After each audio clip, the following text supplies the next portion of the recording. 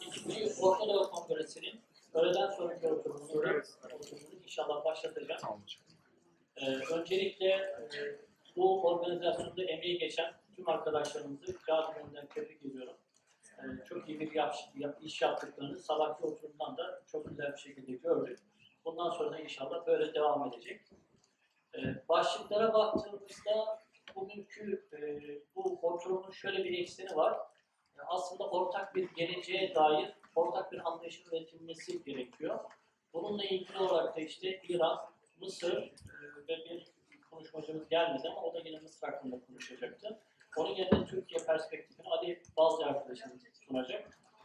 Aslında Orta Doğu ile ilgili muhayyel veya gelecekte olabilecek bir varlık düzeyi her şeyden önce burada yaşayan insanların, burada yaşayan kimliklerin veya milliyetlerin ortak bir tasavvuruyla, ortak bir anlayışıyla mümkün olabilecek.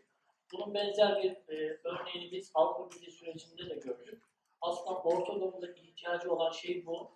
Ve bu anlamda benim şahsi kanaatim olarak Orta Doğu dediğimiz şeyde aslında kimliklerin ötesinde coğrafi merkezli olarak gelecekte bir barış, bir parlak bir dünya, çocukların için daha iyi bir dünya inşa edebilir miyiz? Bunun üzerine aslında odaklaşmak lazım.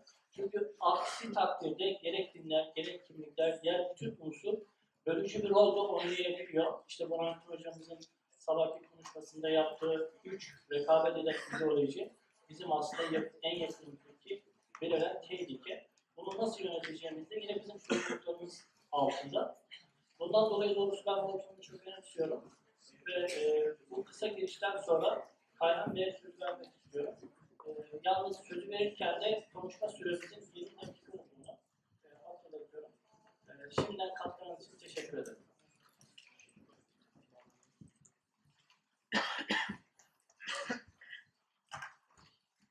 Thank you very much, Mr. Chairman.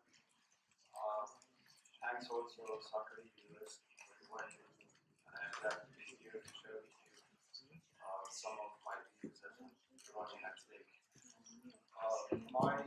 My topic is the effects of Arab Spring on Middle Eastern studies. I would like to examine how the Arab Spring takes one step further Middle Eastern studies. And I think this is because of the fact that peace and security has been regionalized with the Arab Spring. If you look at the course of the situation in the region, you would see that we see a kind of shift towards a new kind of regionalization. This phase has started in 1991 with the Iraqi crisis. Then we had it stopped until 2001. I think the September 11 was a turning point. Then we have had this very fast situation until today, 2014. Look at between these events happened in the Middle East, you would see that the regionalization of the issues started in 2001, and then 2001 in the Afghanistan crisis, and then 2003 the Iraqi crisis, 2006, 2008, 2011, the Arab Spring development, and now 2014. I think we are at the peak of seeing issues are being regionalized. I think this is because of the fact that domestic politics is taking more significance in shaping the Middle Eastern politics.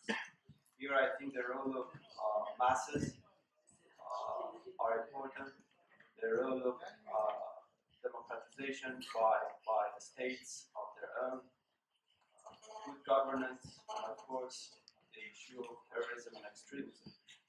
Here I think there is a kind of connectivity between the domestic politics of this kind being more internationalized when it is going to connect these two aspects of Middle Eastern issues. Here I think, although these are the issues that bringing a lot of sensitivity for the international community, still the agency of regional interactions is at the focus of regional issues. Here, again, I think if we look at the Syrian crisis, we see that how much the regional actors are overwhelming the role of foreign actors. Like today, we hear that Iran and Saudi Arabia are two most significant actors in shaping the situation in Syria. Without them, it is almost impossible to solve the Syrian crisis. We see a kind of political consensus. At the top of it is the settlement between regional countries and states. Therefore, I think, in my belief, the main reason of this regionalization of Middle Eastern issues is the fact of the interconnectivity of domestic politics of the region and at the same time foreign policy of the state. And this is something new. This is new because of the fact and because of several reasons, in my opinion. At the top of it, it's the frustration of the role of foreign actors in states, in solving the state's affairs. Foreign actors started to intervene in the affairs of a state in Afghanistan, Iraq, and somehow in Syria. The second issue is the issue of spreading terrorism and extremism. This terrorism of new kind is anti-nation state, against political order, against international norm and regulations, and it is monopolized and it would like to hold the whole power. And of course, at the top of it, it's ideological. With this kind of new terrorism, we see a new kind of intra-state conflict in the region. ISIL terrorism brings division between Shiite and Sunni, division and geopolitical rivalry between states like Iran and Turkey, between Iran and Saudi Arabia.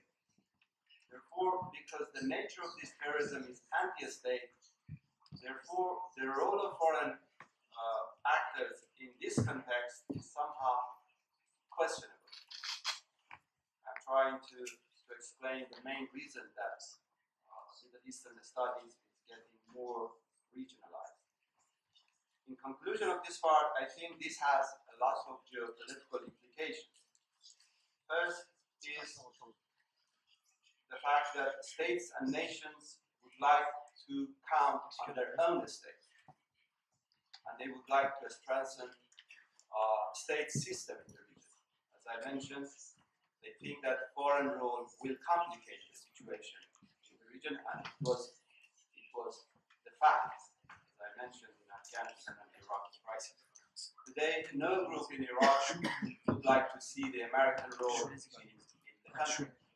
The last one was the KRG role. They realized that the foreign role is not actual. They would not be around when they need them. Here, I think, in terms of regional implications, states and nations are counting more on independent trends of their own. They believe that they can work on their own state. So here I think the state's situation, state system situation is strengthened. In terms of policy implications, I think withdrawing from accepting the role of foreign actors is growing up. Again, look at the Turkish policy in the region. Look at even the Saudi Arabia's policy. It's more mixed with its own way of doing politics in the region in Syrian crisis. Sometimes they don't listen to America. They are trying to be more independent. And of course, Iran is at the top of it. It started a couple of years ago. My second discussion is about how the role and situation of a state is being strengthened. Sometimes we talk of the collapse of the political order in the Middle East, but I disagree. I think this is not going to happen. I think the regional situation is somehow trying to put together the states' cooperation. I will explain, of course, later on. While the role of the states is being strengthened, at the same time, the situation in the Middle East is becoming more complicated as the result of the above mentioned development. The result is the fact that every state in the region has its own way of dealing with security and national interest issues. Because in the Middle East, as it was discussed in the morning session, narratives and identical parameters are still significant. They shape the perception of the states in securing their own interests. It was, of course, there before the Arab Spring, but the Arab Spring, as I mentioned, brought up the domestic politics at the level of foreign policy. Therefore, this combination has made the situation even more complicated and, of course, more sophisticated. Another issue is, of course, geographical centrality. In this region, each actor which has geographical centrality and attachment with one crisis is shaping that crisis from the perspective of its own state. Turkey, Iran, Saudi Arabia are three big states and actors that are shaping the politics of the region. Of course, they are influenced by their own domestic politics.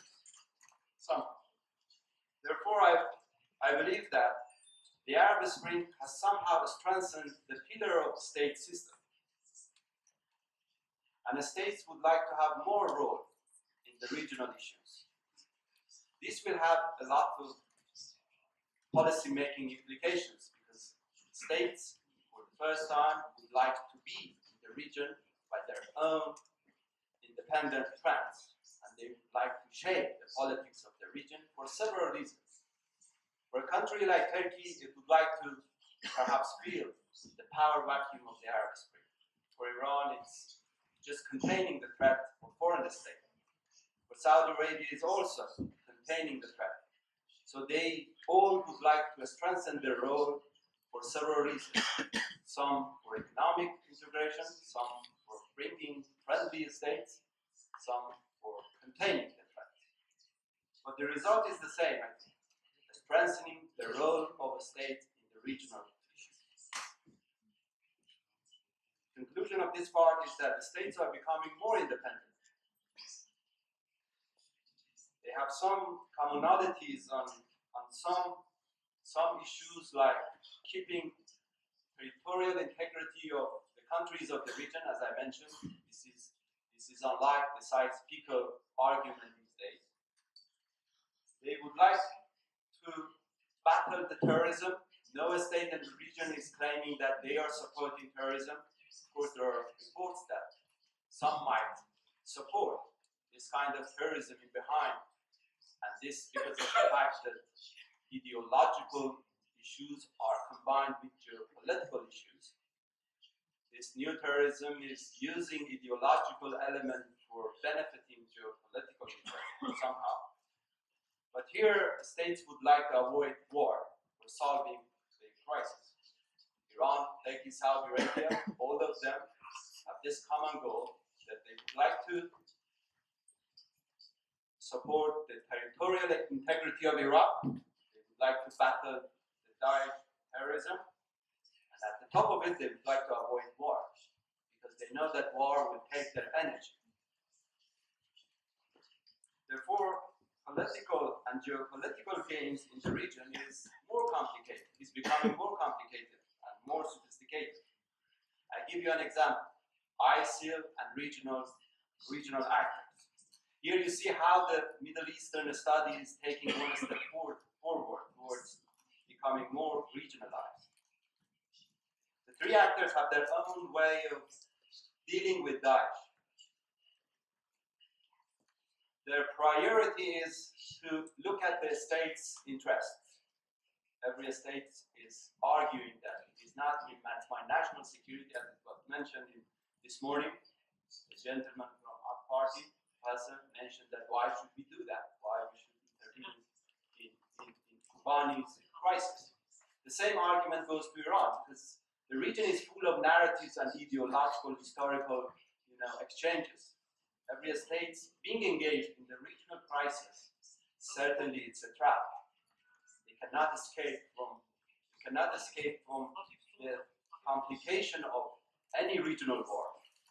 If it was the case, then the Iraqi crisis would have been solved, or the Afghanistan crisis would have been solved, or even the Syrian crisis would have been solved already. Here, Iran has its own way of dealing with Daesh. From an Iranian perspective, the Daesh issue is something that is related both in geopolitical complication of the Iraqi and Syrian issues altogether.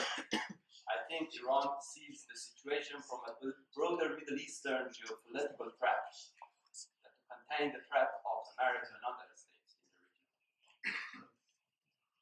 Iran has been successful at, in my belief, and I've said this in another occasion, to connect the terrorism to its national security, and by that connecting to its foreign policy principles. And we know that Iran has its own strategy of going ahead with the regional issues, and it has been determined to go ahead with that. It hasn't changed its strategy.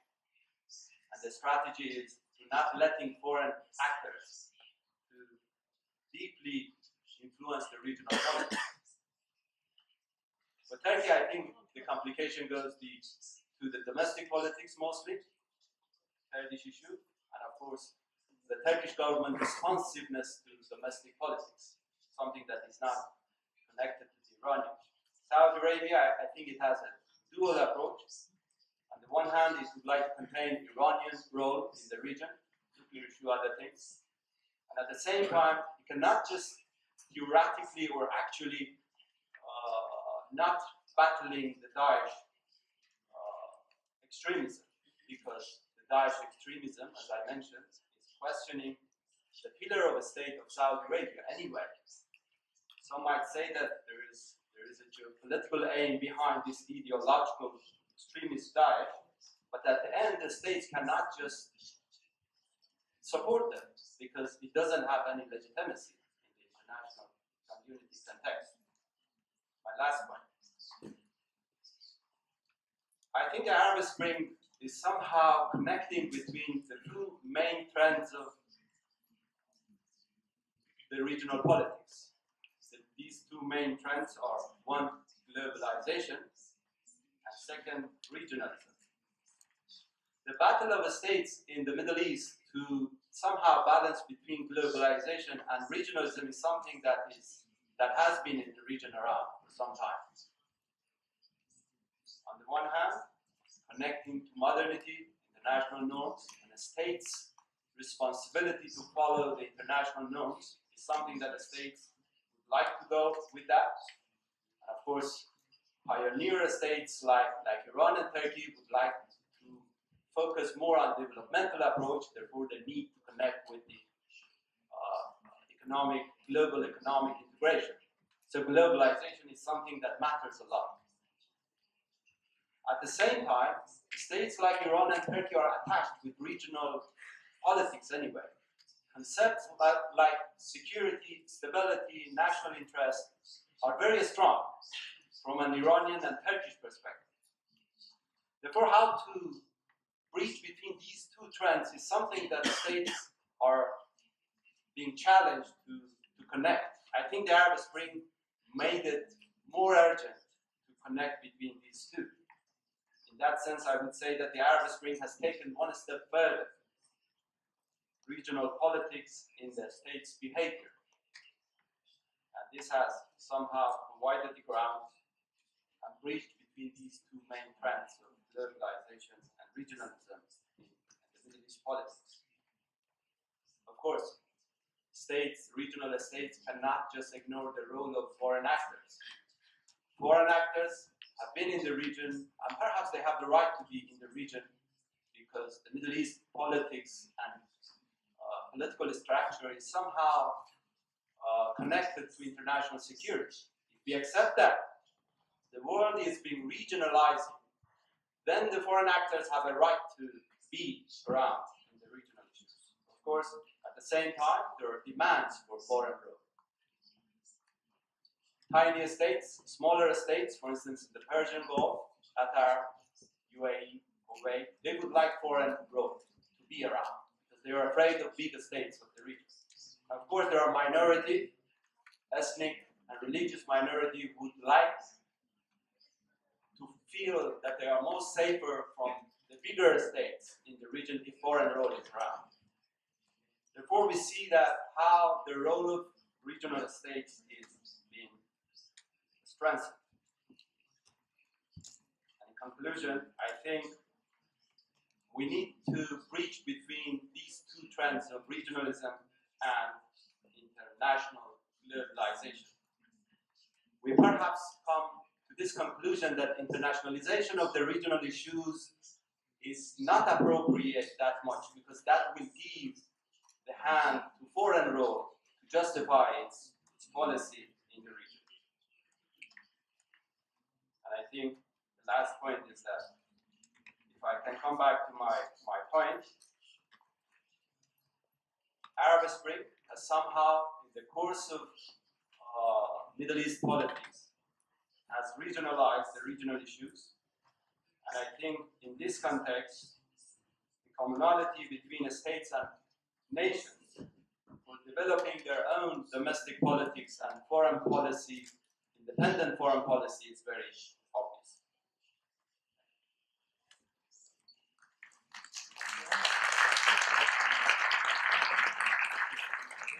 Doktor Kayhan Berzikar Beyefendi'ye bu bilgilendirici konuşmandan dolayı teşekkür ediyorum. Şimdi de Sakarya Üniversitesi'nden Ali Balcı arkadaşımız İşit ve Doğu'yu kuşatan barbarlık, Batı'nın yeni yönetim ve stratejilerine dair bir kendilerinin konuşmalarını yapmak için davet ediyoruz.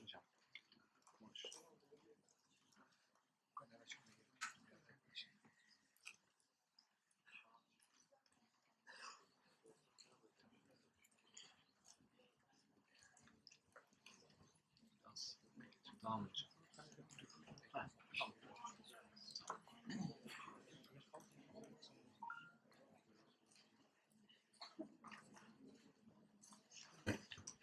Hocam. Tamam. Before starting my speech, let me say welcome to all our guests as a member of Middle East Center in Sakarya, first of all. But I will give my speech in my own language, Turkish. Sure. Öncelikle herkese merhabalar. Şunu belirterek başlayayım konuşmaya.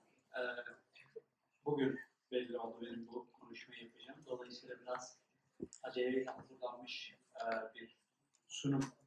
Ama yine de bu konferans için ve ülkenin ya da Orta Doğu'nun bugünkü yakıcı gündemi için önemli bir konu olduğunu düşünüyorum. Konuşmanın başlığı IŞİD ve Doğu'yu kuşatan barbarlık. Size 2 tane örnek göstermek istiyordum PowerPoint'te ama sanırım sorunumuz devam mı ediyor?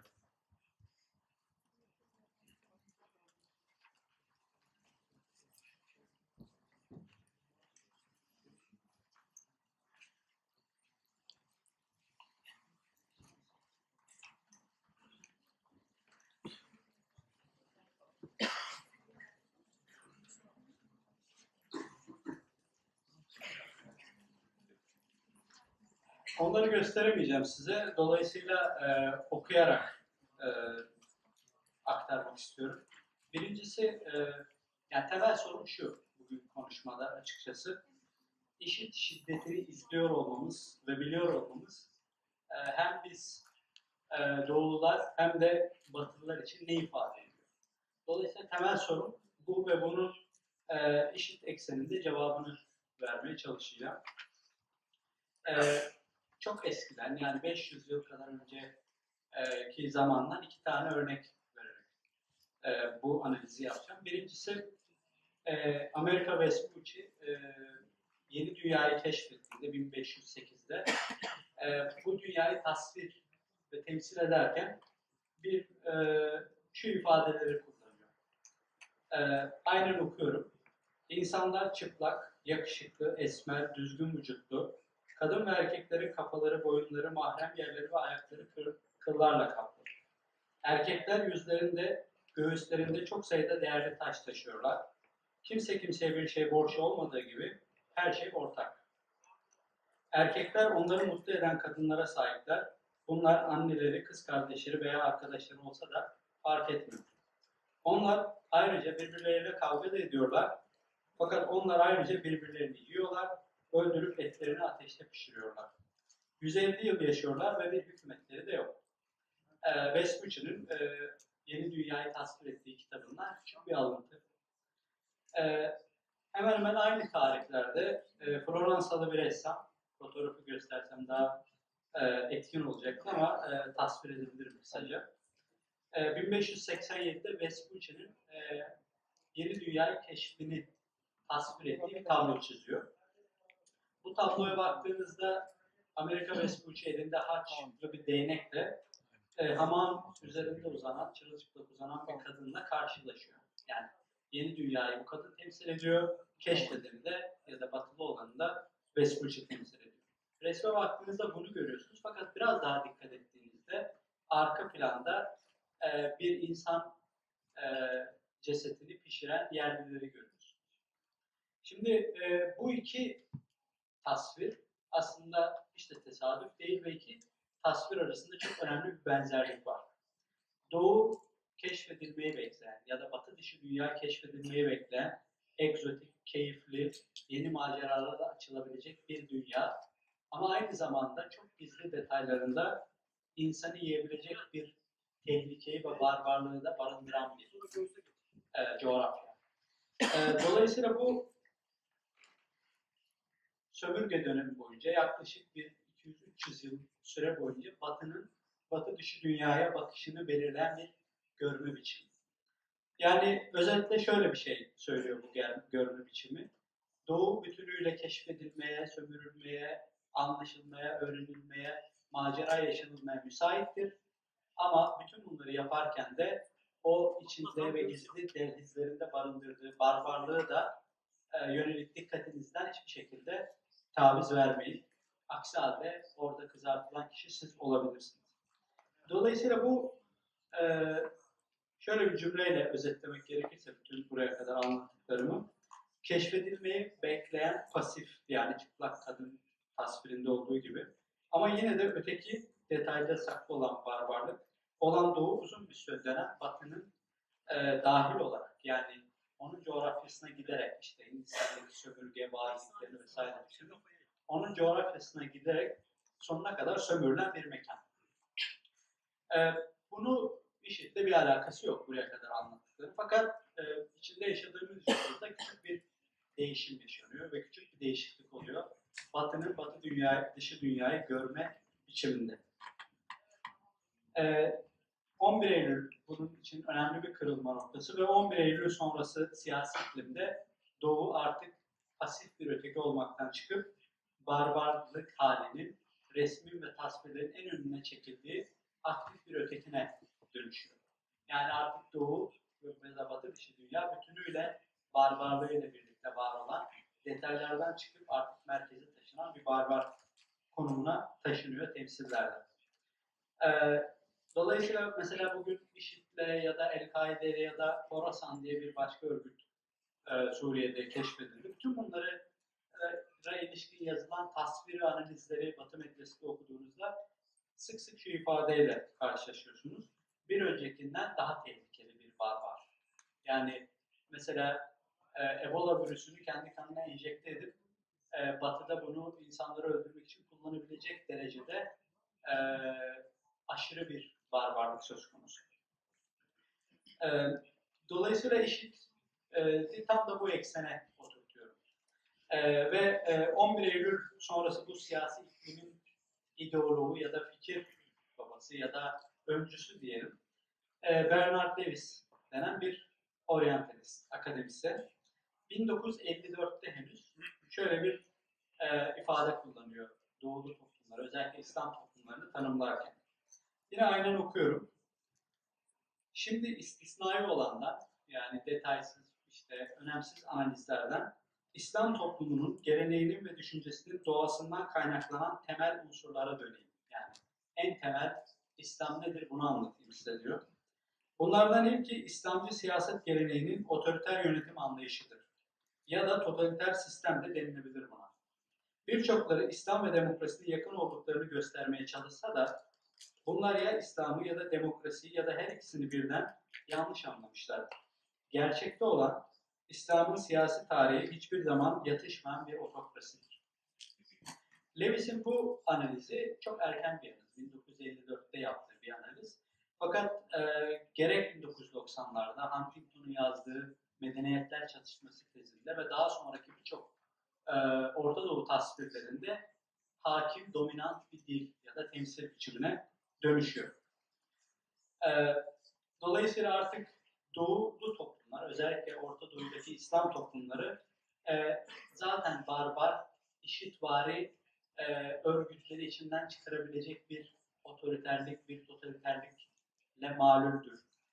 Sonucuna bizi getiriyor bu analiz. Şimdi buradan IŞİD'le ilişkin tasvirlere geçmek gerekirse iki tane temel tasvirle karşılaşıyoruz IŞİD söz konusu olduğunda Batı medyasında ya da Batı siyasal dilinde. Birincisi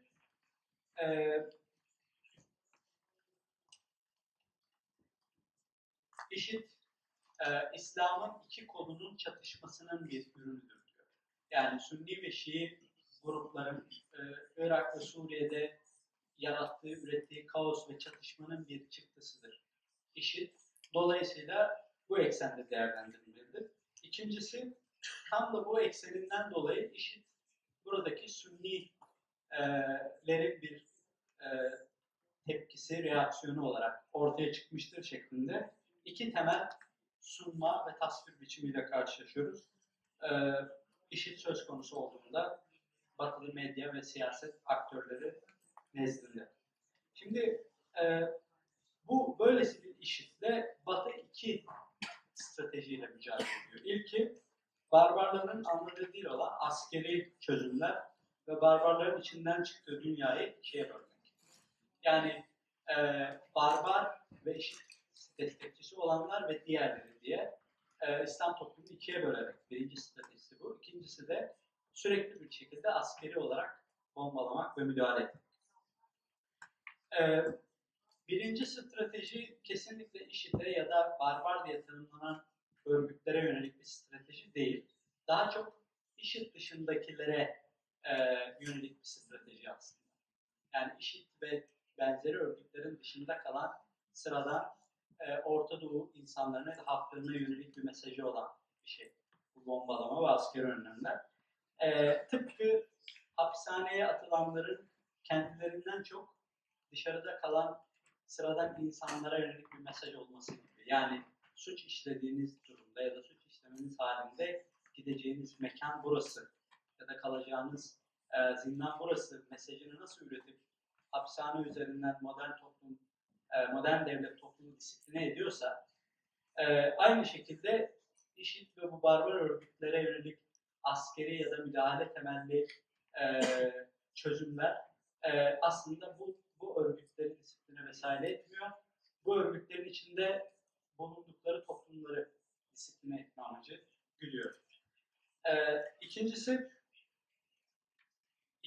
bu da bizi aslında ikinci stratejiye götürüyor. O da şu, doğulu toplumları her zaman bu iki bölünme üzerinden yönetme ya da disipline etme. Mesela bir tane örnek okuyayım size. ABD Başkanı Barack Obama Eylül ayında geçtiğimiz bir ay önce BM Genel Kurulu'nda bir konuşma yapıyor ve orada aynen şu cümleleri kullanıyor. Dünya için ve özellikle de aslında Müslümanlar için diyor, açık bir şekilde, kuvvetli bir dille, sürekli bir şekilde tekrarlayarak El-Kaide ve IŞİD gibi örgütlerin ideolojisini reddetme zamanıdır. Yani Obama Orta Doğu toplumlarına ya da Orta Doğu toplumuna ait insanlara şunu söylüyor. Siz sürekli bir şekilde IŞİD ideolojisini benimsemediğinizi tekrarlayıp bunu dünyaya anlatmanız gerekiyor.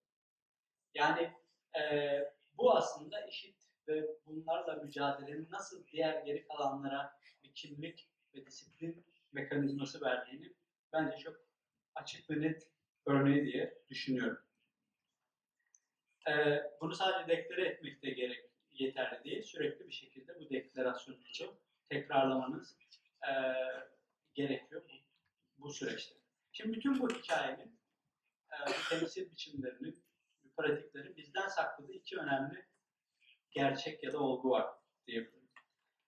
Ya da hasır altı ettiği, görmezden gelmemizi sağlayan. Birincisi, Batı'nın Doğu'yu sömürü döneminde olduğu gibi hala sömürmeye başka mekanizmalarla devam ettiğini ıskalıyoruz. Çünkü Batı alabildiğine iyiliksever rolü nedeniyle burada. Yani bizi bizim içimizden çıkan barbarlardan koruma misyonuyla burada ve topraklarımızı bombalıyor. Dolayısıyla bu yargı önemli ölçüde sömürünün üstünü örtüyor ya da gizliyor. İkincisi ve bence daha da önemlisi, Ebu Garib örneğinde olduğu gibi kendi barbarlığını sürekli bir şekilde erteliyor. Ya da kendi barbarlığının konuşulmasının önüne geçiyor. Diğer barbarlığı sürekli bir şekilde gündeme ve gözümüzün önüne taşıyor. Süreyle ilgili 5 dakika var. Toparlamam gerekirse, yani sonuç olarak şunu söylemek istiyorum. IŞİD'in barbarlığından öte üzerine düşünmemiz gereken bir başka şey de bu barbarlığın neden bu kadar gündelik hayatımızın içinde ve neden bu kadar karşımızda olduğuna dair bir sorgulamadır.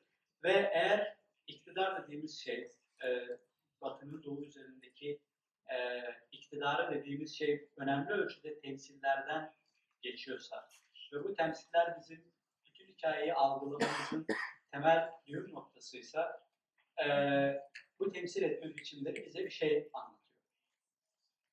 Mesela çok çarpıcı bir örnektir. Suriye'de savaşçı bir kişinin düşmanının kalbini çıkarıp yeme görüntüsünü hatırlayın. YouTube'da ya da bütün sosyal medyada, bütün ana akım medyada bu görüntüye dair bir şeyler okuduk ve izledik. Dolayısıyla bu görüntünün tek başına bile incelenmesi, Batı medyasının nasıl temsil ettiğini tam da bu size az önce anlatmaya çalıştığım hikayeye bizi tekrar geri götürecek. Sonuç olarak şunu söyleyerek bitireyim. Doğu'nun ya da Batı dışı dünyanın pasif öteki olduğu eski sömürge dönemi sona ermiş olduğuna karar verebiliriz. Ama yeni ilişki biçiminde Doğu aktif bir ötekidir. Her an bir çılgınlık yapıp, bir barbarlık yapıp Batı'ya saldırabilecek potansiyele sahiptir. Ve bu tam da bu nedenle iki mekanizmayla sürekli disipline edilmesi gerekir. Birisi askeri müdahaleler, bombalamalar, diğeri ise o toplumların kendi kendine, kendi içinden çıkardıkları şeyleri inkar etmeye zorlamak şeklinde özetlenebilir. Beni dinlediğiniz için teşekkür ederim.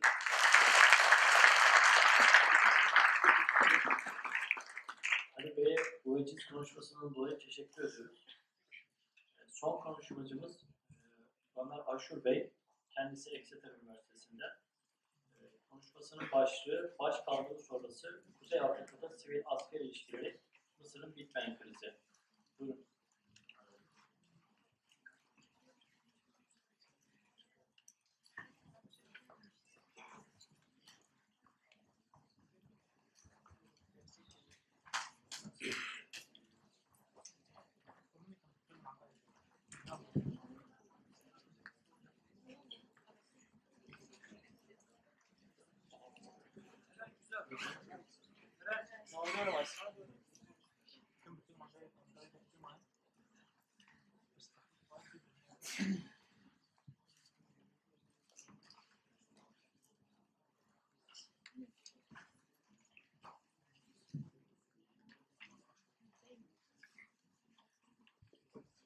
Yes, thank you very much, Mr. Chairman, and thank you for the kind invitation of the Center for Middle Eastern Studies, Saqqara University, and Zeta Foundation.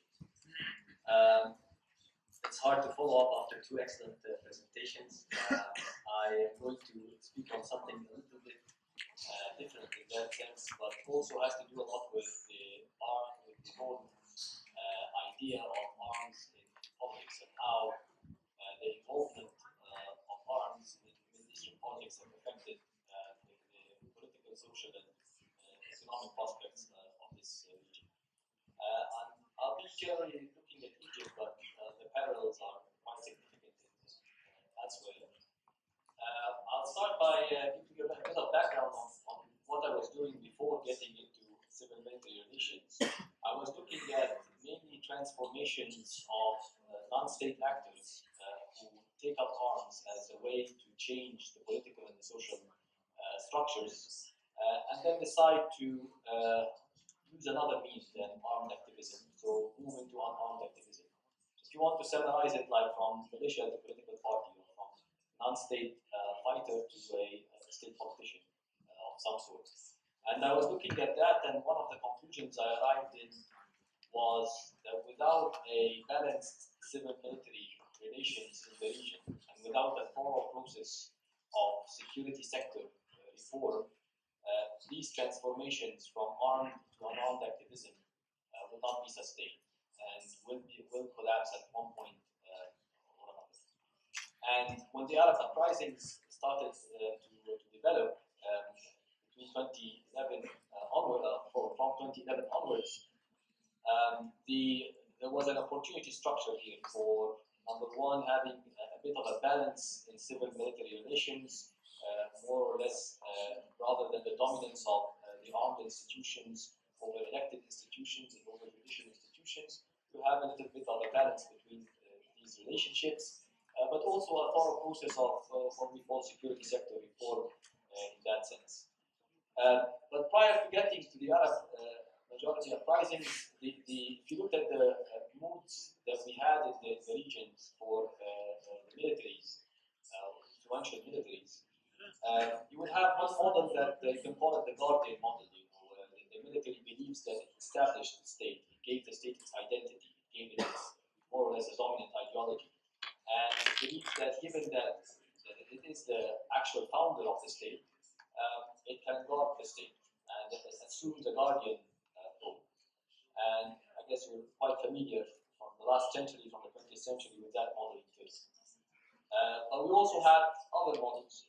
We have a model that is pretty much the Egyptian model post-52, 1952, and also quite relevant in Algeria in 65 and again in 92, where you have a military institution that is dominant over all other state institutions. It does not claim that it built the state, or founded the state, or gave it its identity, but it makes sure that it is the most dominant institution over all other state institutions, whether from the diplomatic circles to the elected circles, the parliament, for example, or over the civilian judicial circles, because the militaries have their own judicial structures. And that model gets a list of privileges as well, including political privileges, vetoes in high politics, and so on, and also economic privileges. Then you have a third model elsewhere in the region, mainly in places like Libya under Gaddafi, partly in Yemen, even in Iraq under Saddam, where, and of course in Syria under Hafez, where you have what you can call the sectarian tribal model. To make sure that the military is loyal, you either sectarianize it, make sure that most of the commanders come from a specific sect that is loyal to the political leaders, or tribalize it, make sure that the dominant commanders in there are from a specific tribe that is loyal to or from the tribe of the political leaders. And then finally, in the region, in North Africa specifically, you have the exception that does not fit in any of these models, is Tunisia. But we're going to briefly refer to it later in the presentation. So, what happened in the Arab majority uprisings? This was one of the rare moments where these models were challenged. Challenged in Egypt, challenged Libya. Elsewhere, earlier challenges to these models did not go well. In many ways, the 2002 invasion of Iraq more or less tried to alter this model, but did not work out. The period between 1989 and 1992 in Algeria. Also, this model was a bit, there was an attempt to reduce the institutional dominance, and it did not work out well, as you know, from January 1992 afterwards. But the Arab uprisings was more or less made a challenge to these models, mainly because if you looked at the spark of most of the Arab majority uprisings, it was security violations. Mainly the case of Tunisia, the beating of the Mohamed Bouazizi and his self-immolation after an insult by policewomen. In Egypt, the internet activist Farid Said was beaten up publicly by two policemen until he died and became the idol of the revolution. In Libya, Fathi Karbel, the human rights lawyer who was defending or asking for compensations to the victims of the Muslim massacre, one of the horrendous massacres that the Gaddafi regime did in 1996. Or in Daraa, a city, of course, in Syria, where you have the security forces pulling the fingernails of some of the children, the school students who were writing anti-regime statements on the schoolyard, in the schoolyard.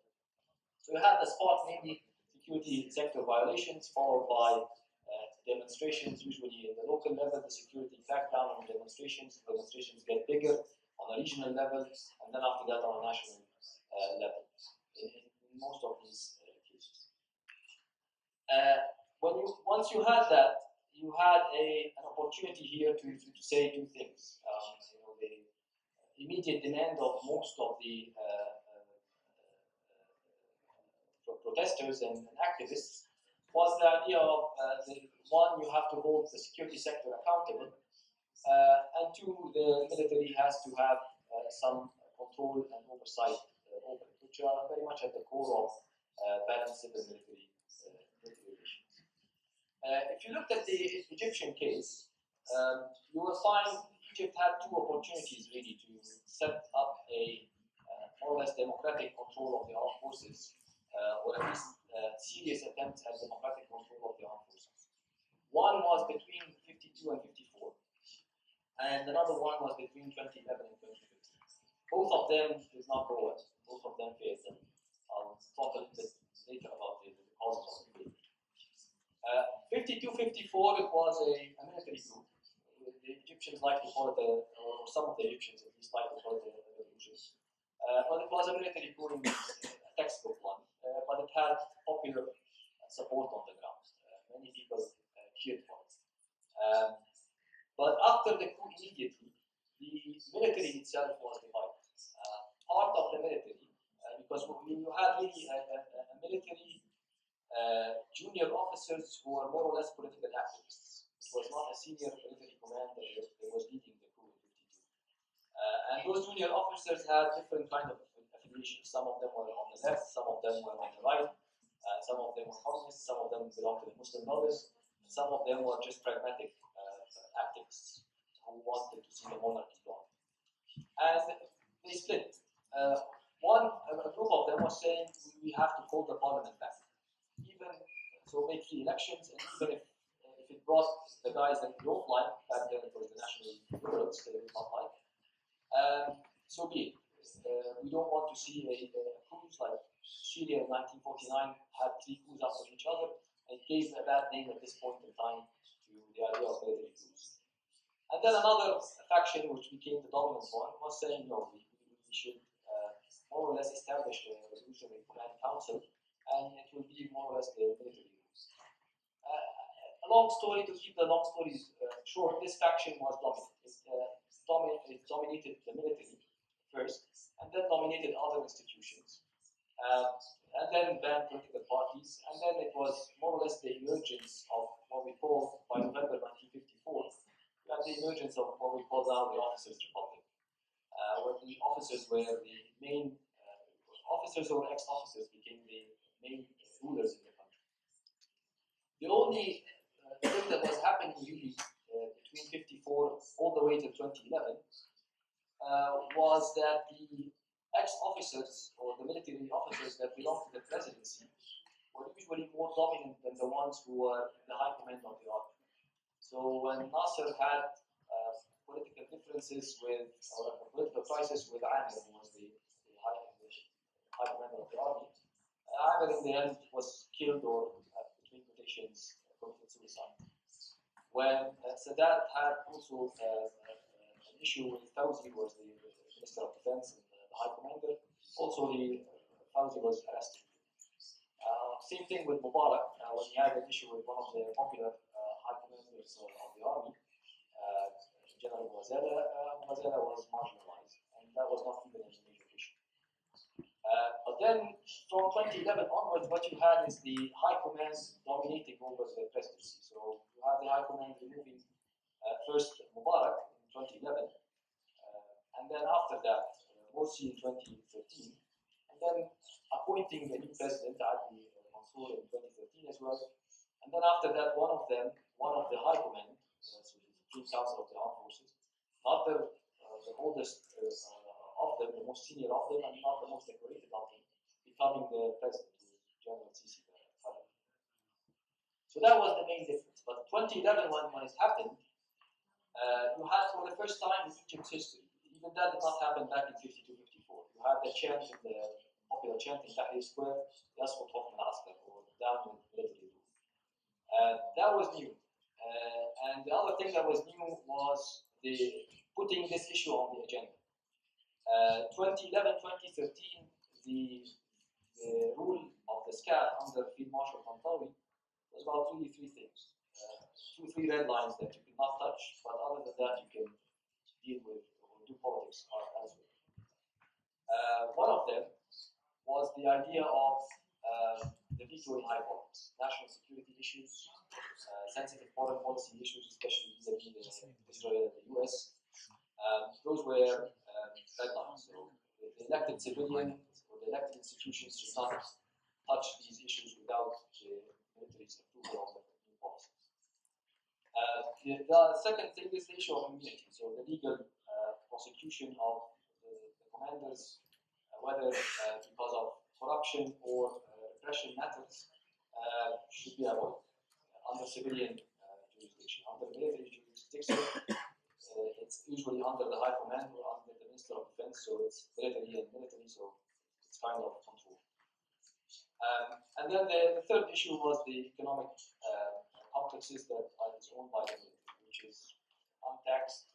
You can confiscate land and never pay back the treasury. You can more or less have preferential customs and exchange rates. So you have a list of economic privileges. Those should not be played with in terms of the elected institution. So you have these three red lines, and most of the politicians, aside from the youth activists that were chanting in Tahrir Square, most of the politicians respected them to a certain degree, except for a few exceptions. And the most daring exception was that of President Morsi in August 2012, when he removed the heads of the SCAF, Field Marshal Tantawi himself and his deputy, and as well as annulled the constitutional declaration that they issued earlier on. But then from 2013, again, things took quite a different turn in that sense. You have not only the dominance of the military re-establishing its dominance with a significant support from part of the political spectrum and significant parts of the streets as well, but also a wave of repression that is unprecedented in Egypt's politics, even compared to the times of Nasser in 52 and 54.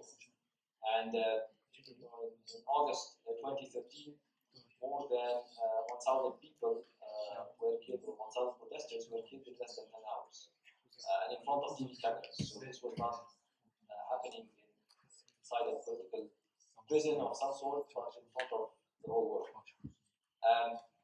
And when you do something like that and get away with it nationally and internationally, obviously it means that you have quite powerful backers. So when that happens, we're back. I wouldn't say we're back to initial phase. We're actually going worse in a sense. That the military established to a certain degree its dominance. The main challenge to it, within the military itself, there is in 54 and 52 there was officers and junior officers and senior officers who were saying, enough is enough, and we have to pull back the parliament and so on. We do not know of something like that at this point in time, and it has also some reasons behind it. So why did that all fail? Very briefly, because I have only 5 minutes. I have 7 points. One of them, obviously, is the extreme political polarization that was going on in the country. Interestingly, the security sector and the balanced civil-military relations would only come out when the crackdown is on the particular on you. If the crackdown is on the other, then it's okay. So you would criticize the general who's cracking down on your political rival, but when it was cracking down on you or your political members of your political tribe, but on the others it would be okay. So that obviously made the major problem in terms of there was no united front on security sector before more balanced civil-military relations. The other problem as well, or the second issue, was this issue of internal resistance. Within the military itself, as I mentioned, the reformists were either silenced or marginalized, and the ones who were less hawkish were also marginalized at the later stage. The third and the fourth issue had to do a lot with limited capacity and weak institutions. The parliament in Egypt, basically from 52 onwards, was a rubber stamp institution. It did not have a lot of challenges and a lot of stamina, strong backbone to stand up to either the security institution represented by the Ministry of Interior or the Ministry of Defense. So by the time when the uprising happened, even the parliament that was elected in 2011, 2012, freely elected, it was not that much resourceful. It had very limited knowledge on how to deal with the military or even the less powerful institution, the Ministry of Interior, and therefore did not do much in that sense. But also the fifth and the sixth issues have to do a lot with the regional status quo. You have 3 conditions really in the region. One of them, I'll talk about only two. So one of them is very much pro-status quo. Keep things as they are, especially democratization emerged as a regional trend. Then they perceive this as a threat to their national security and more or less of their political status quo. And therefore, were wealthy enough to undermine it. And then you have another coalition of, you could call them agents of change. They want to see change. They believe that the status quo is unsustainable. The only way is to move forward and leave it behind and change it, whatever or whoever the identity of the forces of change at that point. The final point I want to make, because I think I'm done, is that this will be the ultimate test always for the democratization in the region. The civil-military relations, if you don't have elected civilian control of some sort over the armed forces, if the political will does not control the armed will, then there will be no democratization in that sense. We have 90 democracies now, and one of the main indicators that it's a democracy or an authoritarian system is the question of civilian control of the armed forces, or the democratic civilian control of the armed forces. So I'm going to stop here and maybe we can continue in the Q&A. Thank you very much.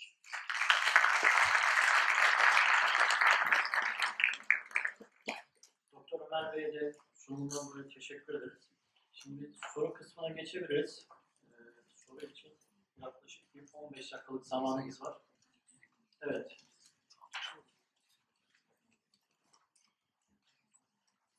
Soldan başlayalım. Herhalde üçünüze de cevap verebilirim.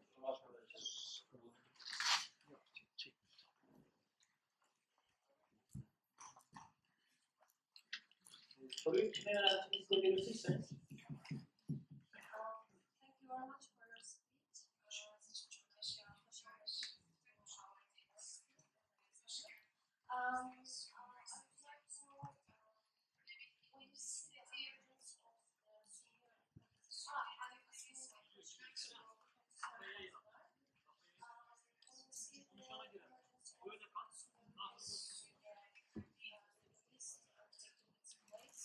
What is the position on the advice of the rights of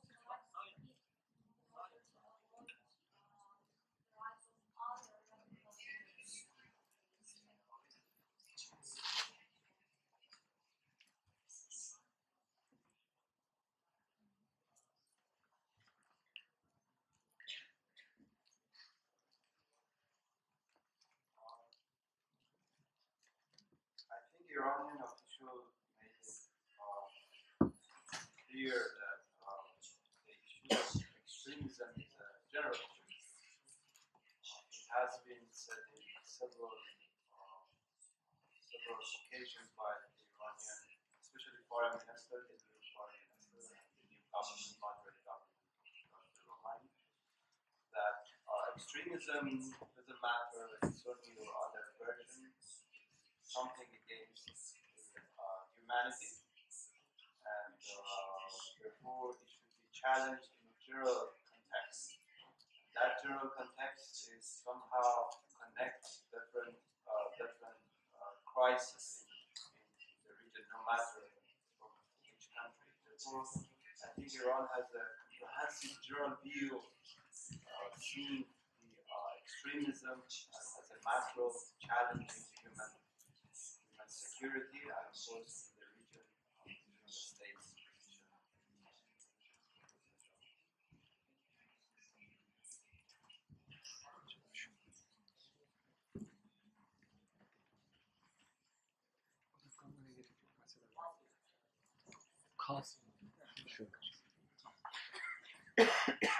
Soruyu kime yönelttiğinizde tekrar ederseniz. Thank you very much. I'm Abdurrahman Sarraj from Marmara University. My question is also to Professor Barzigar. Iran has enjoyed good relations with the Iraqi regime, Maliki regime, and with the Assad regime also. The Turkish Prime Minister, Mr. Davutoglu, made it clear that the Assad's policies and Maliki's policies led to a great deal of instability that led eventually to the emergence of ISIS. So, do you think Iran was wrong on this side, being on the enjoying good relations and supporting Maliki and Assad at the same time? I would like to hear a comment from you. Thank you, sir. Well, I think the situation shows otherwise. I think in the case of Maliki, Iran has been somehow supportive of the international community's plans and let Maliki government go. It realized that perhaps they challenge Iran's unity, and there was this insistence, so Iran has been supportive in that regard. But in the case of Assad, again, I think the situation shows in otherwise way. And that is, Iran has been saying that this situation in Syria is somehow connected to the broader regional extremism, battle against terrorism. So it somehow showed that Iran was right, at least at one aspect of the situation. Therefore, I would say that even the new situation in the region has theoretically and actually supported the Iran case in the region, not the Turkish case. Therefore, we should somehow see the situation from different perspectives. From an Iranian perspective, the situation went in a very extremist way that is showing itself in this Daesh issue right now. Therefore, perhaps we need to compare the situation from a balanced point of view. Sağda bir arkadaş. I'm Ercan from Zeytin University. And my question is to Mr. Ashur from Exeter University. You categorize the actors of the region according to their position on the dynamics of contemporary Middle East as status quo oriented and actors looking for change. Ayağa kalkabilir misiniz arkadaşlar? Looking for change. And where do you put Iran between those two lines? With special reference to their conceptualization of Arab awakening, why it was Islamic awakening in Egypt, Bahrain. When it comes Syria, it was terrorism. Thank you. Teşekkür ederim. Thank you for the question. This is the third collision that I was trying to avoid talking about. But I mentioned three collisions that were status quo and more or less change, pro-continuity and pro-change. And then the third collision is selective. The selectivity depends on where the appliance happens. And to a certain degree, what is the position of the US? So what is the position of the US is a factor to take into account, and whether the US benefits from change or not. The idea of the sect and the sectarianism is also a factor on the issue. But also the state interests is a factor, because the solution led by Iran does not want to see the true continuity coalition in a state like Saudi Arabia filling the gap of the new for change. So if the regime of Bashar in Syria collapses, then this is some way one would use the Evet, son bir soru daha alabiliriz. Arkadaki arkadaşlar.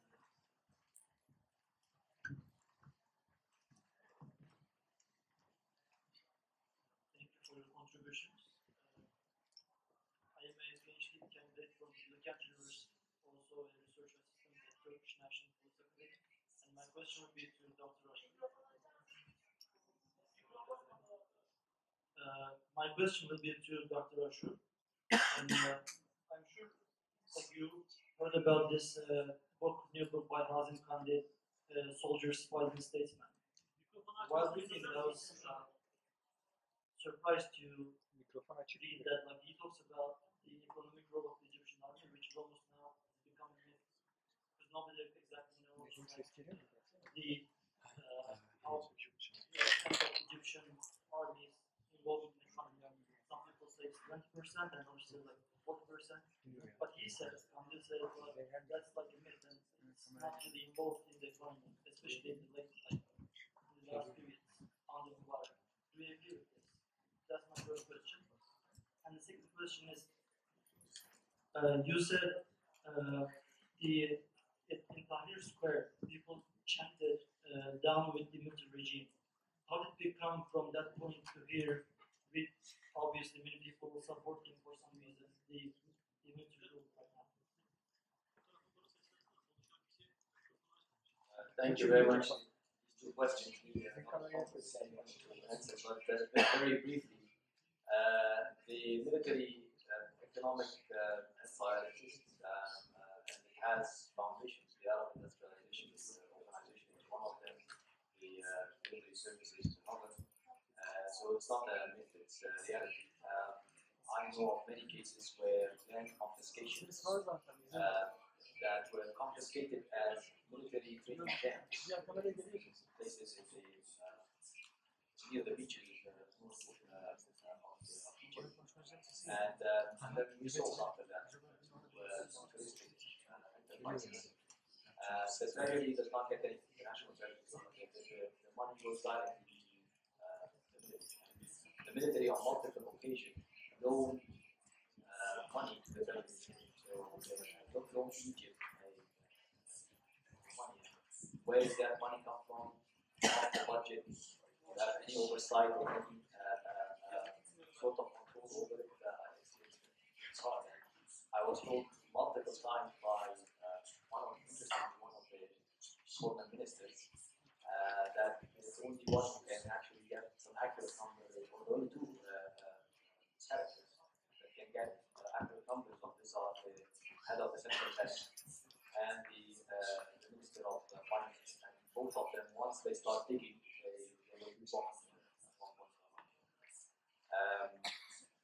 The other issue on the change I think it's 7th of July. I wrote a piece in the article in the Guardian, basically saying that what happened on the 3rd of July when we put democracy in danger, because you had the coalition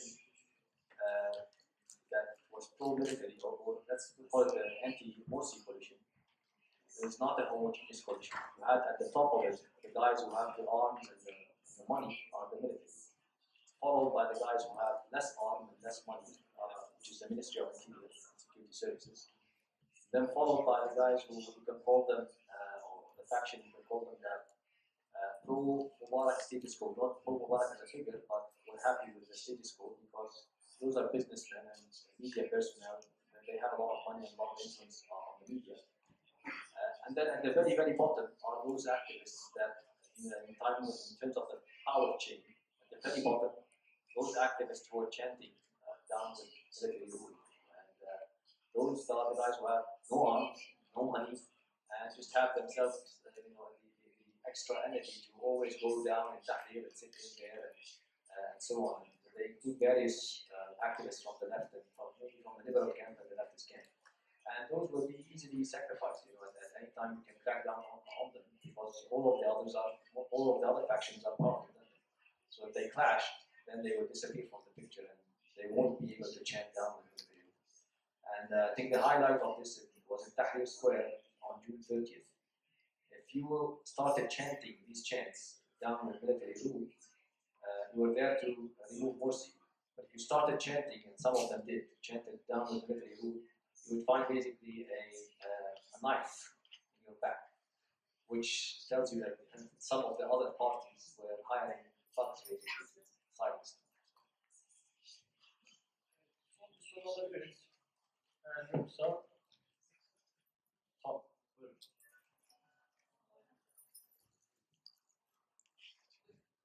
Ortada.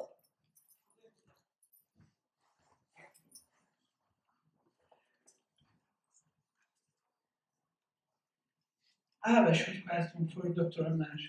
Ömer, there's a big name, Samuel Huntington, and he has a very excellent book, and the name is The Soldier and the State. And he defends the idea of midwife. He says the military can be midwife in the transitional times if there is any other strong, like a civil society or NGO, they can play the caretaker. So do you believe this is possible in Egypt?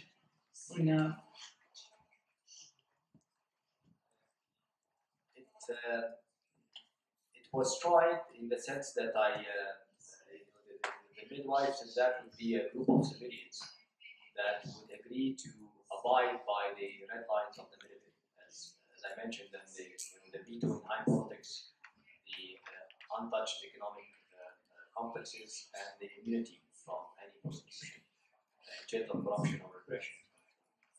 But I think at the moment, this particular moment, and earlier on, even from 52 onwards, they wouldn't trust any of these parties to hold power. And the closest thing that the midwife scenario that you're referring to was the Jamal Mubarak scenario. Was the scenario that a group of businessmen, neoliberal businessmen, would come and inherit the country and leave all these issues, national security issues, leave it for the military. But they are civilians in the end. So even with that scenario, they were not happy with. And the elected scenario, which is pretty much President Morsi's case, I don't think they, if you look at it, they did not lose much. Very clearly speaking, 2012 Constitution made sure that the military has a veto in high politics, made sure that the dominance in the National Defense Council has more military commanders than civilian representatives. So when constitutionally and legally, this was not even present under Mubarak, but constitutionally and legally, they had dominance. So when you think why would they do a coup, it has to do more with psychological factors that we don't trust these guys. This balance of power can change at any time in the future.